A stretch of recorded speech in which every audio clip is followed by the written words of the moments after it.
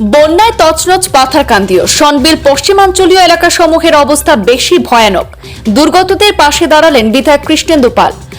আশ্রয় শিবিরে ঠাঁই নিয়েছেন বন্যা কবলিত বেশ কয়েকটি গ্রামের জনগণ। বন্যার্তদের খোঁজ নিয়ে শীঘ্রই আশ্রয় শিবিরগুলিতে পর্যাপ্ত ত্রাণ পৌঁছে দেওয়ার জন্য জেলা শাসকের সঙ্গে কথা বলেছেন বিধায়ক কৃষ্ণেন্দু পাল।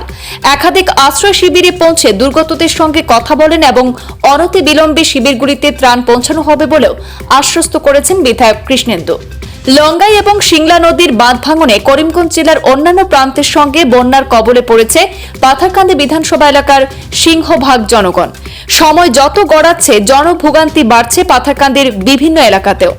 আজ বিধায়ক কৃষ্ণেন্দু পালের সমষ্টির ফাকুয়া গ্রাম এবং পলডহর জিপির দুটি জিপির বেশ কয়েকটি বন্যা দুর্গতদের আশ্রয় শিবির পরিদর্শন করে সেখানকার সার্বিক পরিস্থিতি জেলা শাসক এবং সার্কেল অফিসারকে অবগত করে পর্যাপ্ত ত্রাণ সামগ্রী আশ্রয় শিবিরে পৌঁছানোর আর্জি জানিয়েছেন বিধায়ক কৃষ্ণেন্দু পাল।